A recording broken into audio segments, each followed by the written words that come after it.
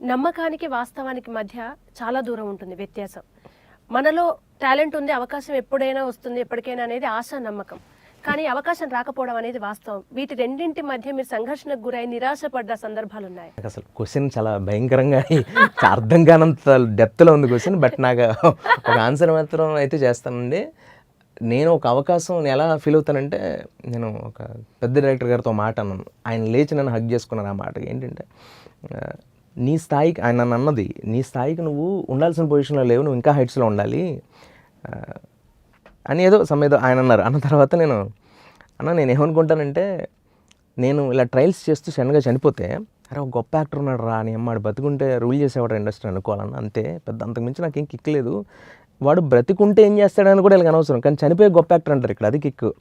But ఇంకోటి, cinema poster road మీద ఎక్కడైనా పడితే నేను ట్రై చేయని సినిమా పోస్టర్ గోడ ఎక్క తెలుసా అన్న, నేను ఆల్రెడీ ట్రై చేసి ఉంటాను. అది రావడం రాకపోవడం నాకు సంబంధం లేని విషయం. నేను ప్రతి సినిమా ఆఫీస్ మెట్టు ఎక్కుతాను, ప్రతి సినిమా ఆఫీస్కి వెళ్ళి డైరెక్టర్ని కలుస్తాను.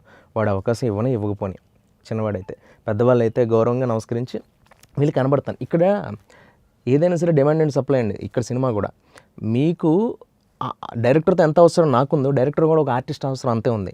అతనికి ఒక మంచి ఆర్టిస్ట్ కావాలంటే నన్ను తీసుకుంటారు. నాకు మంచి డైరెక్టర్ అని నమ్మకంతోనే కానీ ఆయన గడప దొక్కాను. ఆయనకి లక్కీగా ఆయనకి మంచి ఆర్టిస్ట్ కావాలనుకుంటే నన్ను తీసుకుంటారు. అంటే అక్కడికి ఏదో నేనేదో తోపు యాక్టర్ అని నన్ను తీసుకోకపోతే ఆయనకి లక్కలేదని కాదు ఇక్కడ నా ఉద్దేశం. ఇక్కడ అన్నీ కూడా డిమాండ్ అండ్ సప్లై అంటున్నాను. మంచి డైరెక్టర్తో పనిచేయాలి మణిరత్నంతో అని నాకు ఉంటుంది. కానీ మణిరత్నం గారికి కూడా ఉండాలిగా మంచి యాక్టర్తో పనిచేయాలని. అలాగే ఆయన చూస్ చేసుకున్నారు ఇన్నాళ్ళు. బట్ ఈ జనరేషన్ కూడా వాళ్ళు అలా చూస్ చేసుకోవాలి. మేము కష్టపడతాం, ఏదో చెయ్యాలి, ఏదో తపన ఉంటుంది మాకు కూడా. మాకు ఆ సెన్స్ ఉంది ఖచ్చితంగా. మనం చెప్పే ప్రేమ, మనకు సినిమా పట్ల ఉన్న గౌరవం ఎదుటి వాళ్ళకి పొగరుగా అనిపించే రోజుల్లో బ్రతుకుతున్నాం మనం.